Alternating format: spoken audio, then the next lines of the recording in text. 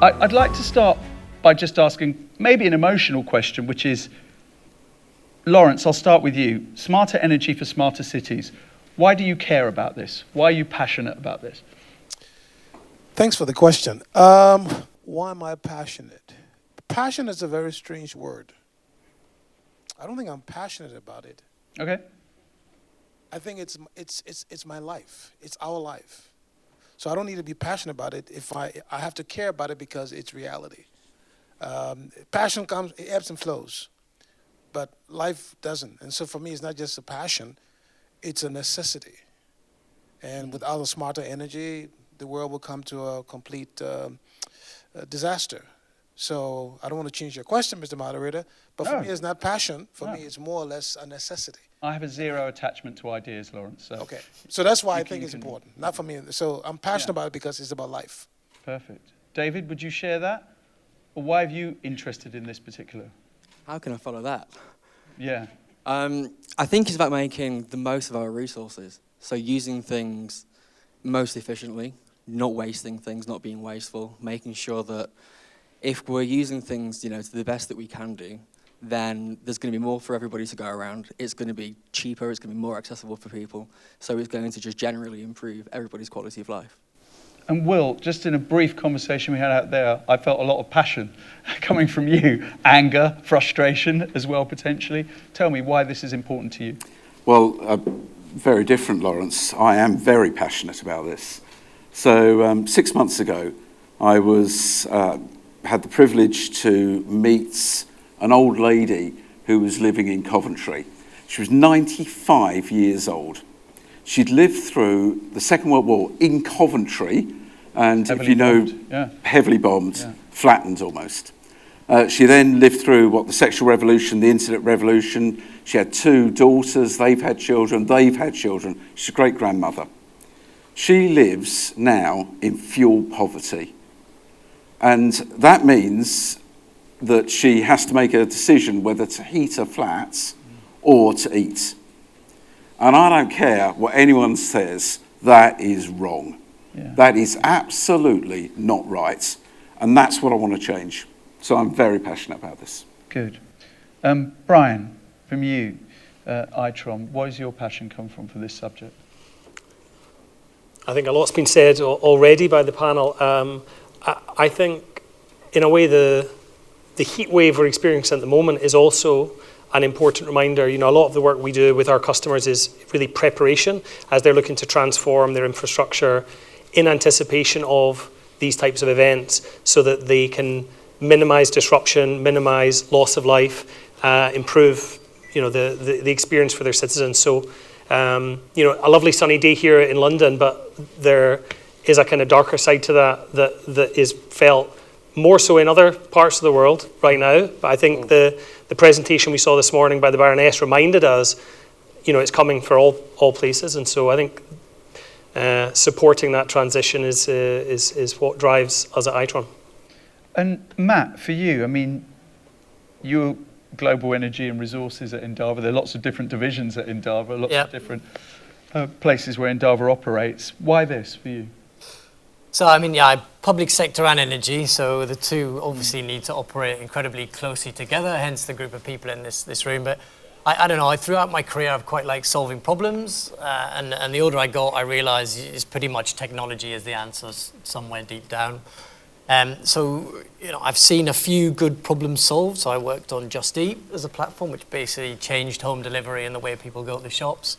I worked on eToro, which changed the way you trade shares. The idea you could do that yourself, sitting on your phone on your sofa, was unfathomable 10 years ago. And I think energy, with the advancement in physical technology, AI, and what we're doing, is right on the precipice of a totally different model.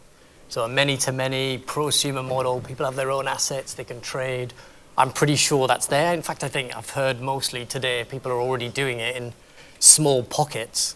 So I'd love to be part of bringing that together in a platform or a way which makes a difference to people like that, whether it's cost of living or it allows us to fuel innovation like AI with data centers and so on and so forth. Well, let's get into our first question, which is when we talk about smarter energy, what does that actually mean?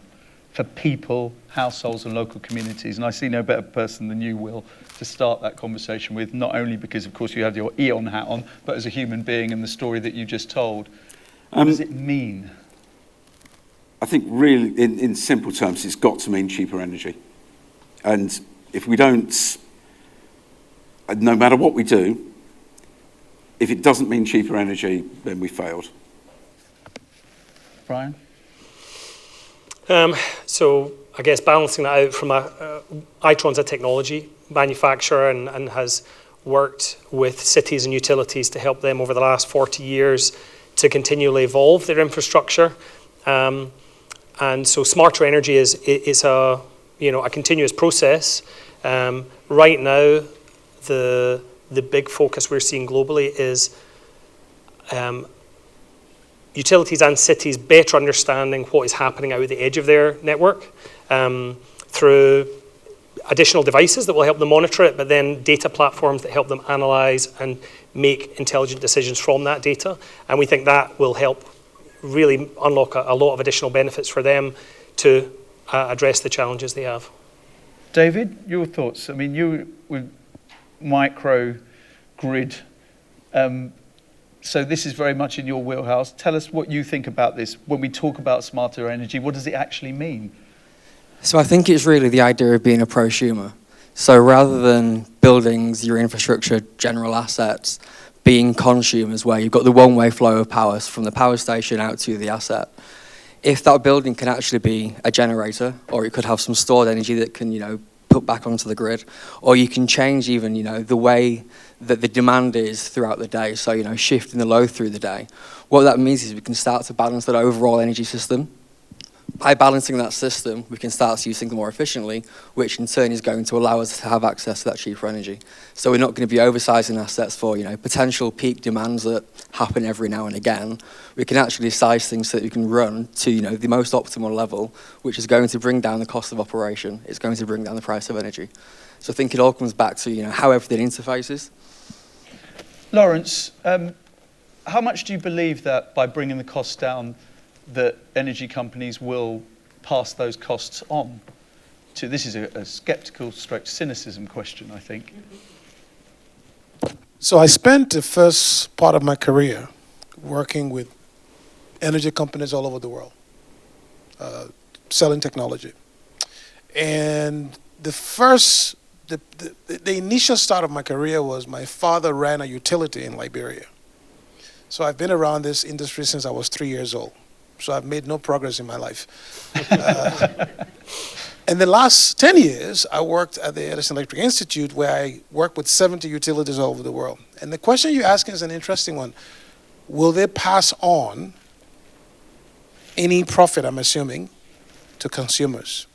Because that's Will's point, right? That's Will's point. We have to make cheaper energy. Yes, but I think the answer to Will's question depends which utility you're talking about, where they are, and what's the governance structure, what's the regulatory structure, what's the business model. Because we have to remember, utilities don't operate in a vacuum.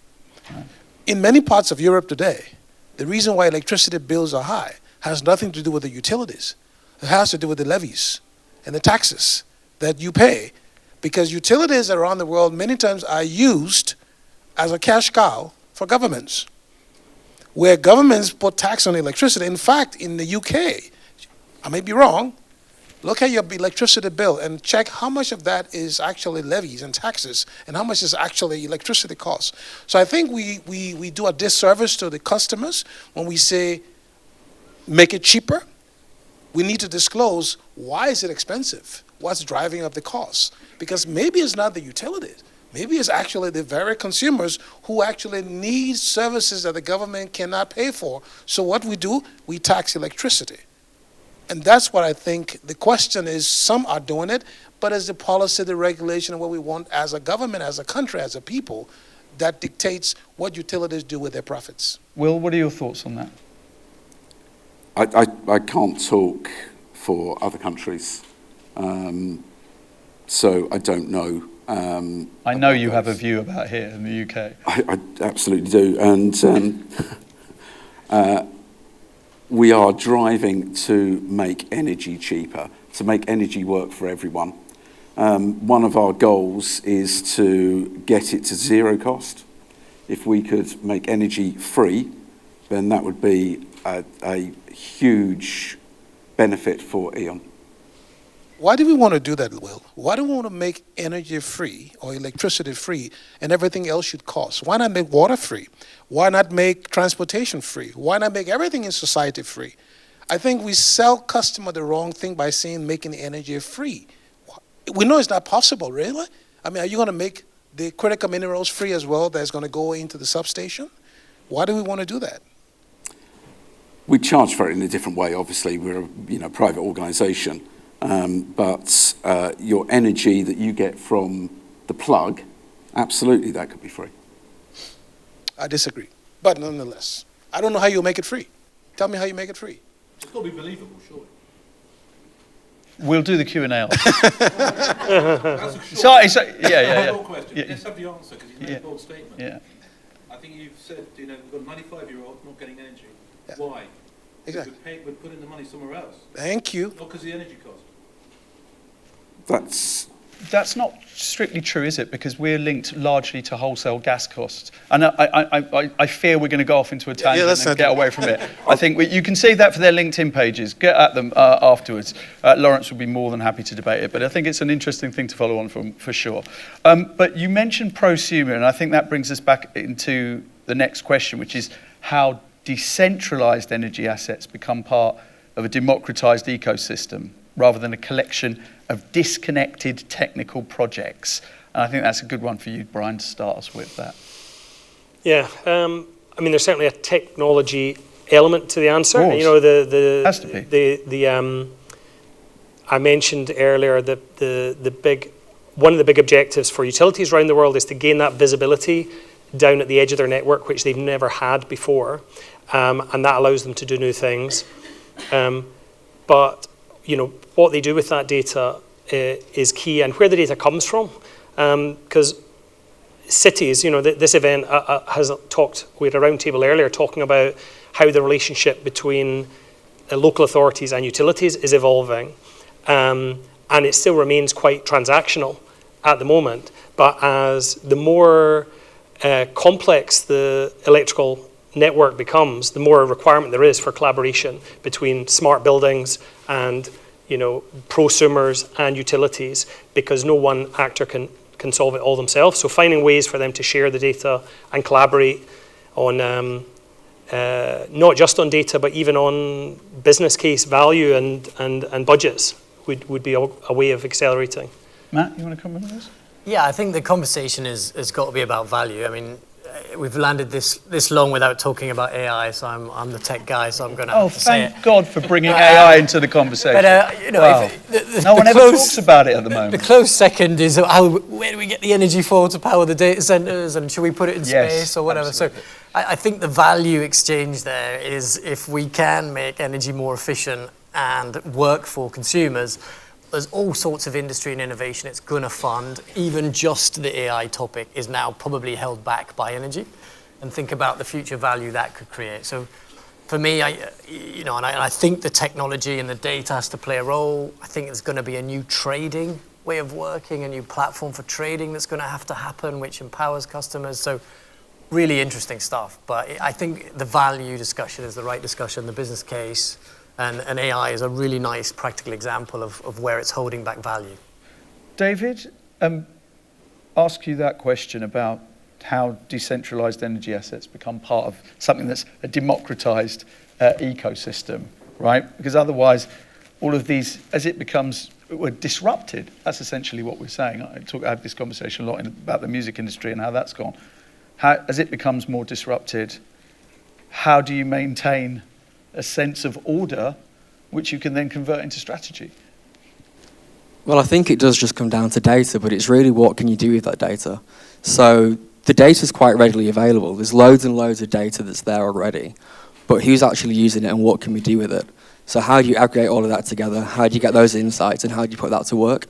So there still needs to be, I think, so even if we can decentralize all of the assets, decentralize the generation, decentralize whatever we want, there still needs to be that kind of centralized controlling entity that makes sure that everything works in harmony. at the minute, that could still be the DNO. So if you look at kind of flexibility programs, so you install your microgrid, you've got some generation, some storage, you could put that back onto the grid, you can drop some demand when you need to, you could put some generation onto the grid to, you know, be more flexible, to provide those flexibility services. That's still controlled by the DNO. So you still got that kind of central entity that's coordinating things, making sure that everything's working as it's supposed to, even though you still manage to decentralize lots of the other assets. Will, as head of innovation at E.ON then, what is your policy with regards to what this looks like now, with prosumers increasingly being part of the conversation when it comes to energy? I think it's really interesting. So in 2008, there was 56 generation sites providing the vast majority of energy to the UK. Now there are tens of millions of generation sites, including about 1.5 domestic properties, with solar on. So it has changed enormously, and that's under 20 years. One of my friends last week bought a new EV car, and he bought an EV charging box, and there were 3 people who wanted his flex revenue: the energy provider, the OEM, the car manufacturer, and the box manufacturer. All 3 of them wanted the flex revenue from him. One of the things that we've got to ensure is that not only that we've got the data, but it's interoperable. So all of the things have got to talk together, and they certainly don't today. Right. However, what I think we're going towards is people managing their own energy within a house, within their home, in a domestic environment.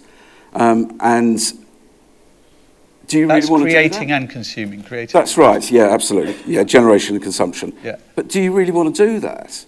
Do you really want to work out which one of your 3 EV charger you're going to sell your flex to? Do you really want to work out when to discharge your battery? I'd suggest not. What probably will happen is there'll be one provider that will provide a home energy system that will take all of that away from you and optimize your energy usage in the home for you to maximize the revenue you get from it. I'm sure, Lawrence, you'll have your own questions, but I would like to ask you if you think, following on from Will's point, whether be careful what you wish for with a democratized ecosystem. Man, you read my mind. It's a great question.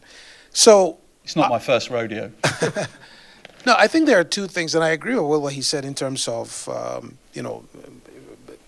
who does this, who does the orchestration, right? Yeah. But I noted 2 things here that I think we should keep in mind. So we're talking about public good. If you use the word utilities when my father was alive, you know what he meant? He meant water, he meant sewer, he meant food, he meant transportation, he meant healthcare. We've now marginalized and reduced utility to just electricity. And the mistake we're making is that if we go and we say the value is what we should look at, and Will said, make it free. Well, if something is very valuable and you make it free, I have an issue from an economic standpoint, because if it's free and if it has a high value, you should pay for the valuable stuff. So now we're saying, let's give the thing that's most valuable to society away for free. But those other services we need, healthcare, transportation, sewer, they're also utilities. Do we consider them public good? Yeah, we're not Americans. We have free healthcare. we quite like it. I know, but do you get the service when you need it? It takes a few hours more. Okay, so that's the difference. So we don't get a bill. We also queue very well. Yeah, we're good at queuing. I agree, but I think the point about the democratization, yeah. I think is an interesting point when we think what's happening on the data front in terms of IT. At some point, is data going to be considered a public good? And will we then say that access to data should be free? You shouldn't have to pay for it. At some point, we move society towards where everything becomes free. Because in essence, healthcare is free, electricity is free, water is free. Well, everything becomes free. If you have an everything-free society. Not love. Anyway, let's move it on. I mean, the interesting thing I think from a tech perspective is I'm trying to work out where everyone is in the race. So there's imagination that comes first, the art of the possible, right? Then there's you guys that have to build the tech to kind of realize the imagination. Then, of course, there's government and regulation, right? Let's get a little sense of where the kind of regulation and the governance is at, Brian, and tell me, well, maybe I've got all those runners in the race in the wrong order. Yeah, no, but I think a great question, and Itron operates globally, and many of the markets Different we laws, work in, well, there's that, but also many of the energy markets are fully vertically integrated. So one company generates the energy, distributes the energy, sells the energy, owns most of the relevant energy consuming assets, and they're quite a straightforward customer for us to work with. You can set out objectives, they can make long-term plans and investment strategies. We've got a very different model here in the UK where it's all chopped up, and it makes it a lot more complicated to combine these solutions. Very often we are in a position where you have a technical solution that can do this, but there maybe not the budgets can't align or the timescales can't align, and that's where time is spent to unlock those things. So it's not a technology problem, let's say. Then what is the biggest problem facing the transition to truly being a smart city when it comes to energy? Will, you were at E.ON. Tell us what you think, and then David, I'd like to get your thoughts on this as well. The biggest problem to stop, basically the biggest barrier, right, that's stopping us. We're here at Smart Cities World, right? And in order for it to mean something, it has to mean something to people's lives. You have to be able to act upon these words and make it happen. So,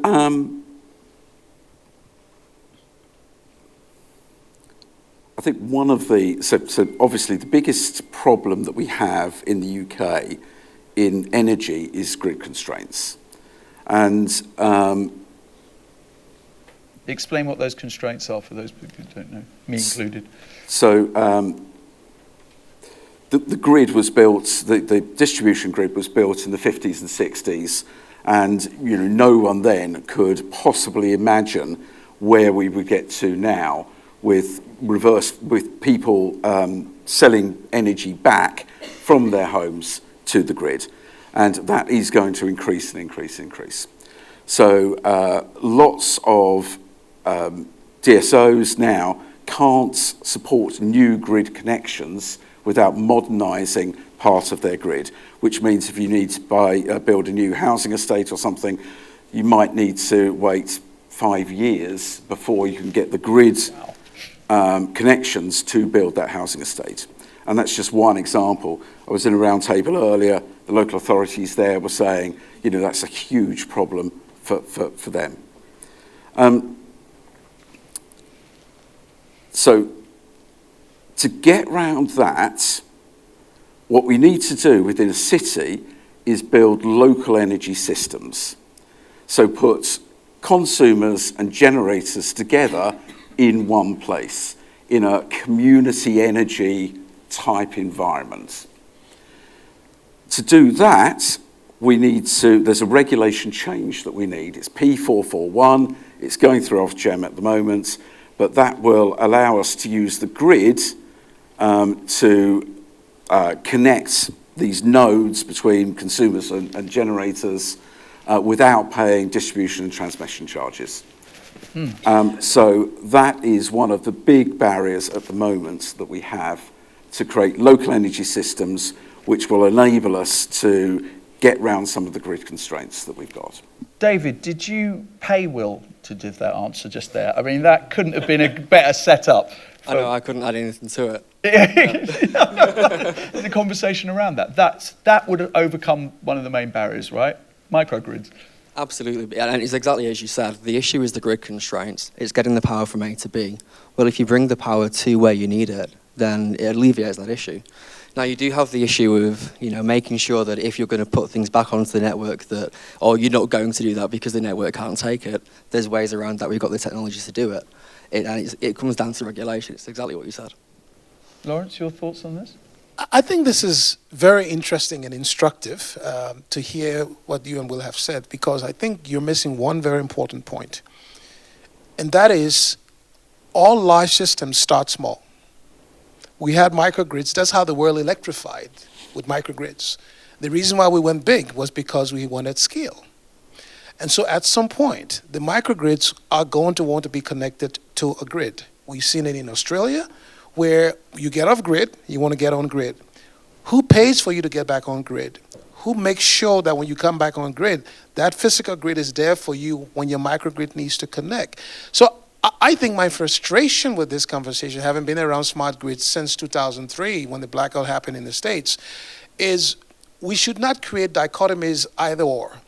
We need both the bulk system and we need small systems. Because even in the small system today, if you think about it, I can tell you there's two countries with the most microgrids in the world, India and Nigeria.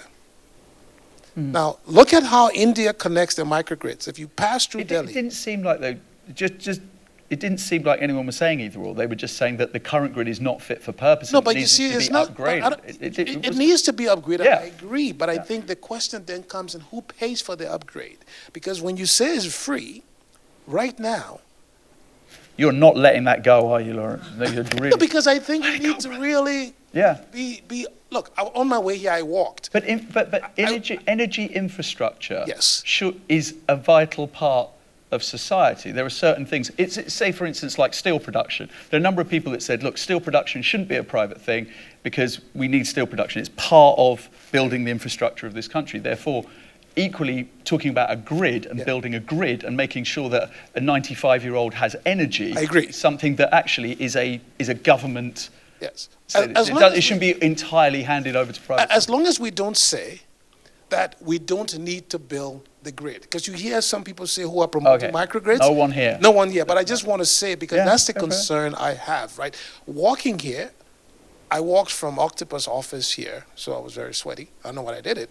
But I stumbled upon a linesman from UK Power Network. I got a video. I stop and I talk to them. I do it everywhere I travel around the world. I interview them because my father did this. Yeah. And you know what he said? You're one of the first persons to stop and talk to me. And I've been working at UKPN for so many years. People don't understand. Kind of like London, though. People don't tend to talk to each other. But you see, this is the sensitivity. I hope we'll come back and talk about the human aspect of the grid. Because the people who keep, when you microgrid the system, you still need humans. Yes. And I think, for me, I can share the video with you. I mean, he was very excited. He's like, oh my God, someone knows what I do. And that's amazing. You tape him and it's so important, right? Yes, and I'm doing it for free. I'll share with you, no money. Oh, I'd love that. I haven't got any money. Share it. Brian, just on that point, with having that kind of relationship between microgrids and the large grids, what is the technology that needs to be built from an ITRON perspective in order to help that, I guess, a transition, right?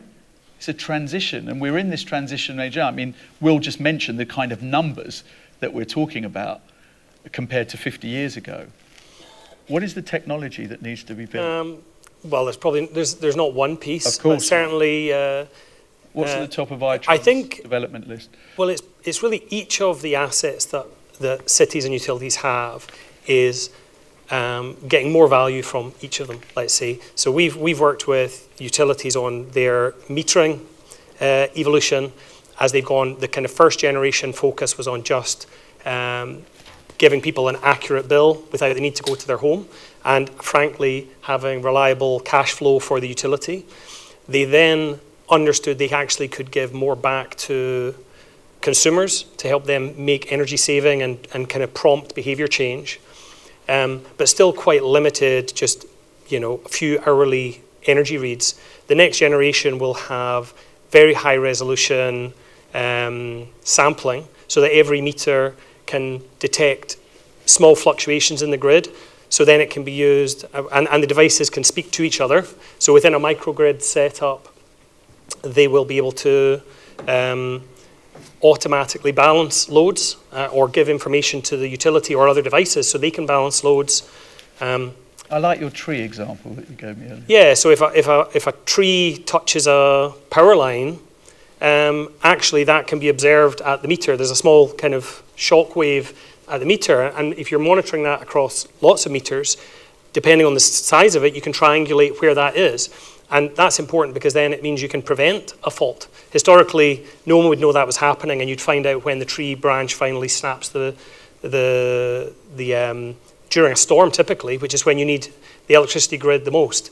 So that preventative piece is important.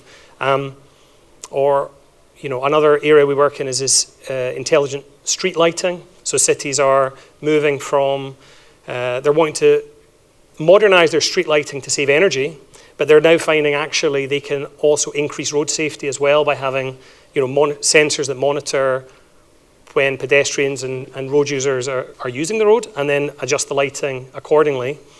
And then just recently we're doing a project in Australia where they're using every street light has a light sensor, which is used to determine when to turn the light on and off, when it was nighttime, when it was morning.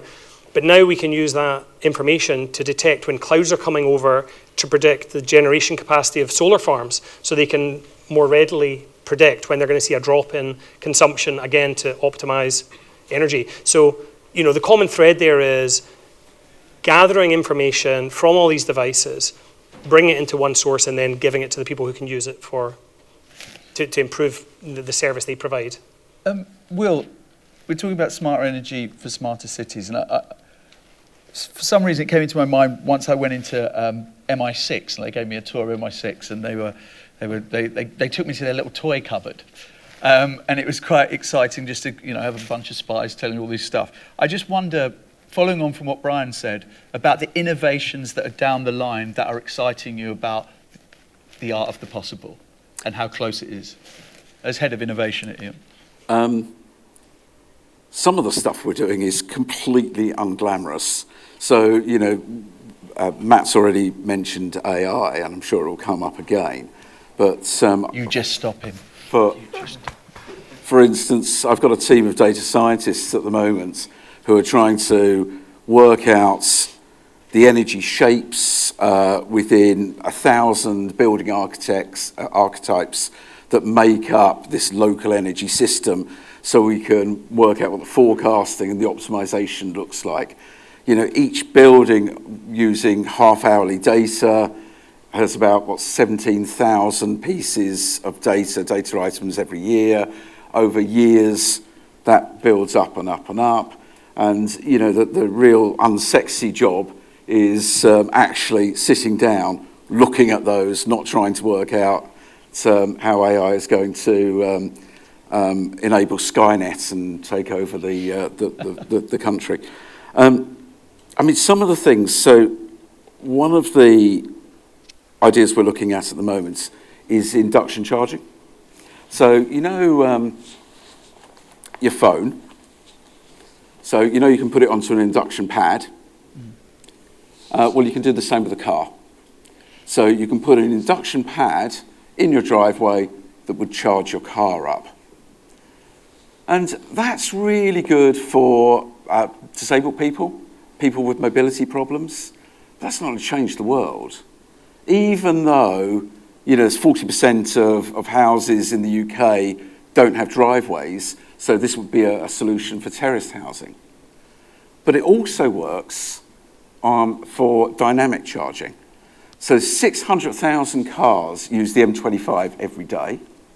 We know that one of the big problems is range anxiety, one of the big things that people don't buy EV cars for. So let's say that we made the M25 into an induction roadway. As you drove around the M25, you charged your car up. So range anxiety would go away like that. Is this science fiction? Well, it's not. In Paris, they're actually doing a trial of this at the moment. So this is, coming. And then you've got vehicle to grid. So, some of the biggest power stations that we used to have, some of the big hydro power stations, the amount of power there would be the same of about 2,000 EV cars.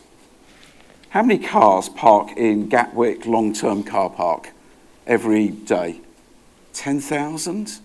That would mean that would be the biggest power source in the southeast of England if you could use all of those and use vehicle to grid. That would be fantastic. Wow. So those are some of the ideas that we've got coming through. Time to sell your shares in Instavolt, I think is probably what's coming through from that. Lawrence, I'd like to ask you about the things that is exciting to you, the art of the possible that you're seeing, and as Will just pointed out, these things are happening now. They're just not globally known about. Yeah. So I think there are a couple of things. One, I think the innovation in regulation is important. I think technological innovation is happening. Yes, we see it happening. But I think from a smart cities perspective, we have to ask ourselves what's happening around innovation. And you've got places around the world, you mentioned Australia, there are parts of Africa. Actually, you're going to see a lot of interesting innovation coming from what I call the global majority to the global north. I'll give you one simple example. There was a guy in Ghana who was building a microgrid. And the electricity in the city, in the village, was supposedly too expensive. And so he said, I'm not going to make money because people won't pay. And I said, well, what do people want in the village? Well, the thing they will pay for easily is ice. I said, okay, so sell ice and give the electricity for free. So he bundled his price. He sold the ice. Will, by the way, he's just given you a solution for free electricity. He bundled the price, okay, and he sold electricity. Right. So they got electricity, but they paid $5 for a bag of ice, not realizing they were actually, so he covered his electricity costs and made money. Here's the problem. Love that. The moment the regulators found out, they said, you're not allowed to do that. So the issue here is what business innovation so that the utilities in the next 20 years don't have to sell electricity. They'll sell something else. Because if it's free, right, according to Will, then guess what? I don't need to offer you something for free. So then I create new products. That's where the disruption is going to come from, the business model in terms of what are the kinds of disruption you see happening. So business model innovation is important. Regulatory innovation, I think, is also important. And then the last innovation that I think is so interesting is that innovation in terms of how we communicate. I know Sandra Bear is sitting here. She's a big communicator. We do a very poor job in the industry, both smart city industry and the electricity industry, in telling the story. What Will explain induction charging, guess what? It is boring for my kids. It's boring for the grandmother because they don't care. So unless Will can find a different way, with the help of Sandra, to sell induction charging, no one is going to listen to him. No one's going to listen to me. So we need an innovation in terms of communication, how we tell the story. It's not enough to say it's expensive. Yeah. We got to give a better story around it. Well, Will, you can hire Endava Studios as storytellers. And then hire Sandra. And my book, Let's Talk How to Have Better Conversations, is actually a recommended text at Imperial because they say scientists are not very good at communicating their innovations. Some scientists. Yeah. I want my commission though. Yeah, good. No, don't worry. I thought his story was quite good, actually. Yeah, same. Yeah, David, just lastly as well, just something, actually, and I'll get one from you as well, Brian, just something that's exciting you about innovation in this field. You can touch it, but it's just not at scale yet. So some more AI, but with the microgrid stuff, what we're doing is, so kind of similar to what you were saying about the street lamps, but using weather stations. So with the weather data, we can forecast what the potential production from the solar panels or the wind turbines is going to be for, say, the next 24 hours. But then connected into the power meters, and all of that historical data from the energy consumption data over the past year, let's say, we can also forecast what the load profile is going to look like for the rest of the day. So we know what you're able to reduce and when. We know what you're likely to use and when. So we know basically how much you're going to have to import from the grid and when. So then when you start to throw some storage into the mix, you can really start to get clever with how you balance it. So you can actually charge your storage up, your batteries, through the night when it's going to cost you the least money, discharge them during the peak tariff periods, discharge them when you know you're going to have an issue in terms of lack of generation, And it's all come down from access to all of that data, but then using the AI, the machine learning, to really, try and build these forecasts and to put it to use. From an Itron perspective, David, thank you. Brian? I think I've talked, I guess, a lot about specific innovations already. I might build on something Lawrence said about the importance of the communication with and the community side of it. The storytelling side. Yeah, well, there was a project we were talking about in the round table earlier.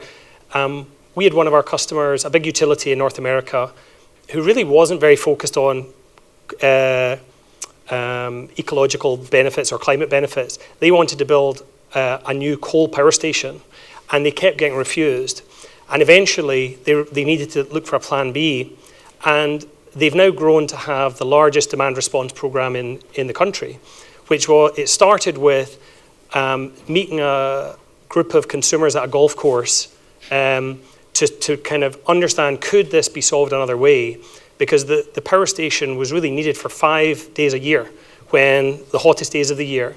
And so instead they developed a new program, and they have 300,000 homes that allow the utility to turn their air conditioning off up to 5 days a year. And on those days, they'll pre-cool the house, they'll give them notice, and in return, they'll get a cheaper tariff all year. And so the side benefit of this, aside from being a lot cheaper for them to deploy than building a power station, they saw their approval rating go from like 50% up to 95%, because suddenly they were having a conversation with the people they serve. And so, it's a reminder that the technology in itself, needs to be tied to the consumers and to the communities. Absolutely. And Matt, before we go to the Q&A out there, just with a quick reminder, quick questions, let's keep them sharp. Innovations that is exciting you, that comes across your desk at Endava that you haven't signed an NDA for? Yeah, I think, so the guys came up with some brilliant ideas, so I'm not going to repeat that. I can't really outdo those, but for me, there's a lot of work to be done. So I think a big focus for us Endava has been, how do you do that work? We're a services company, and there's lots of legacy software to be sorted out, data to be matched, interoperable platforms to be built. So we spent a lot of time innovating. You'll have heard it in the news. How do you use AI to develop software? So we have a methodology called Endava Flow, which does that. So for us, all our innovation is focused on how do we go faster? How do we deliver this technology change quicker, cheaper, maybe not free, otherwise I wouldn't be in a job. But that's our innovation. So Endava Flow, how do we use AI to build technology bloody quick and get this transition done? Judging by the weather we've got at the moment, there's going to be a lot of money in ice manufacture, so don't worry, you can switch careers. Right, hands up. Yes, Thank you. Yes. Yes. That's not my name, but no worries. Right, let's get. Are we actually recording this? Because if we're not, it doesn't really matter. Oh, we are recording it. Oh, yes, we are. I'm not going to say anything unpleasant. I'm going to be nice. That's very good. Right, just keep it quick, though. Thank you very much for a very stimulating conversation. I think what you're talking about actually is really quite interesting. Free at the point of use, exchange for ice in order to deliver it. We're talking about bartering economy, ultimately, in order to give people what they need at the price you can afford. And this is the Endava's, well done, I guess, helping sponsor, but also bring in the really important pieces. It's not a speech, I get you, but AI... Getting there. No, let's get a question. Well, I'm getting to the point. The problem... say nice things. Yeah, exactly. Let's just say nice to the board. That's just an introduction. I need a question, because the longer you talk... I'm trying to ask a question. So AI has got to be paid for. It's data.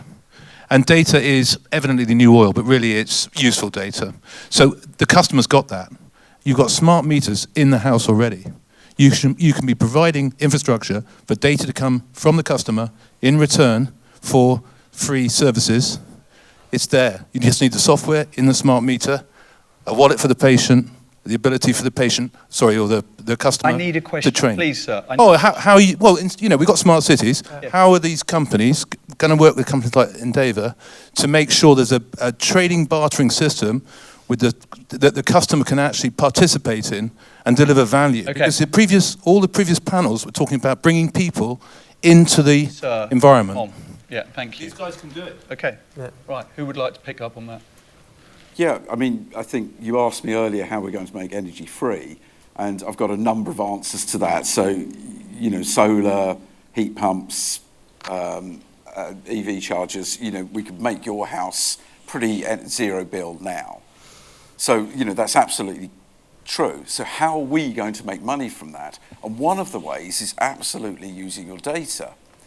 And, so that's absolutely... There's a trading capability there. Exactly, yeah. And a quid pro Okay, quo. all right, Nick. Another quid pro question, quo. please. Over there. You with the sunglasses on your head, sir. Very cool. Put them on when you ask the question to give extra kudos. Hiya. A lot of the solutions discussed today seem to involve opting out of the grid, kind of opting out of the high prices. How do we avoid a situation where we have the haves and the have-nots, where if you can afford a battery and solar, then you can avoid the inherent high prices of the grid, and if you can't afford that, then you're stuck with them? Will first, then definitely Lawrence on this as well. You're absolutely right. Another two-tier is what you're talking about. Yeah, you're absolutely right. And, to be honest with you, if we put resilient microgrids in just for rich people, if we put EV charging infrastructure into affluent areas, if we have AI energy optimization just for people who can afford it, all we're doing is we are digitizing fuel poverty. And that isn't making cities smarter, that's making them dumber. So we've got to sort that out. And the way we do that is with community energy. So the community means the whole community, not just the rich people. But we have to also remember that some communities have no rich people. And that's where smart city has to be equitable. Because you can't just, in parts of the world, there are no rich people. There are just poor people. And so many people don't even have cars. There are parts of the UK where everyone rides a bus. So when you bring your induction charging, unless it's for the bus, we're going to be actually using the poor communities to help the rich communities. So that's a regulatory, that's a policy change, and so that's how we have to deal with that. But, first get a prime minister. I'm just kidding. Next question. We've got one, he just hasn't been anointed yet. Okay. There was another hand up there. Yes, please. A nice quick question. Yeah, so are there any local authorities out there that are offering themselves as exemplar projects in which to bring together all these technologies into one coherent smart grid system? So who's best in class? Or is that coming down the line? Oh, that's an interesting question. That's a really interesting question. Sorry. You got that one, Brian? Well, there's several great ones here in the UK. I see Paul just leaving the room, led a fantastic project at Bristol. Glasgow also had done some really good innovation as part of their Future City Demonstrator work, which had a big focus on democratization of data to drive social equality. Here in London, great projects around Westminster doing a lot. There's a lot of innovation coming across. So look for Glasgow, look for Bristol. So Coventry. So Coventry is the first of its kind strategic energy partnership with E.ON. It's the first of its kind in the UK. And what they're doing there is they're saying to us, we'll be the test bed. Come and try out your innovations in Coventry. And then if it works there, we can take it anywhere. They are absolutely first class. I would say look outside of the UK, because the UK is actually far behind many other parts of the world who have done communities.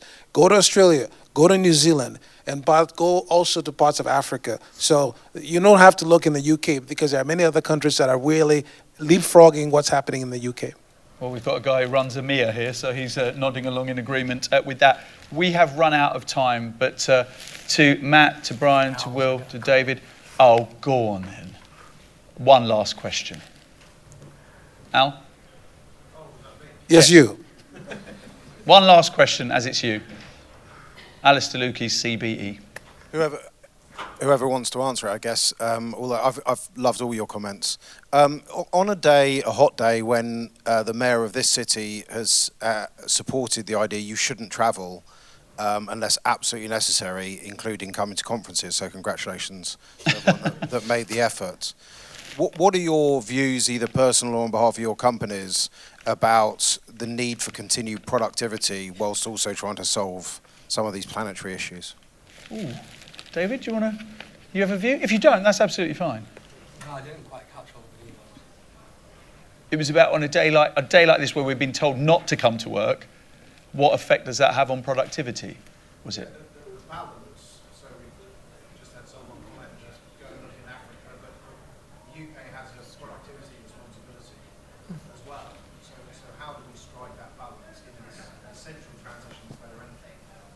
Well, I would just say we talk a lot about energy transition. We also need to transition how we live, and we need to transition the things we value. So productivity, yes, it's interesting, but do we actually have to kill ourselves in being productive?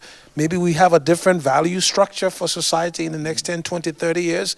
I don't know what it's going to be like, but I don't think we're going to survive if we're going to keep driving for greater and greater productivity, efficiency, AI, all this stuff. You're going to have a bunch of boring people doing nothing at home, just sitting down, looking at the TV and just being bored. Is that a good thing? I don't know. Yeah, I think, yeah, I mean, like, when you work in consulting in IT and you do projects all the time, you're naturally productive, right? But I think we shouldn't underestimate. There's a lot of work to be done, and great for people to get here and carry on that great work. So we need to work hard, we need to be productive, we need to move this faster. It's as simple as that. I don't know exactly the answer, but being productive as well as overcoming the challenges of climate is an essential thing to do, and we've got to figure it out.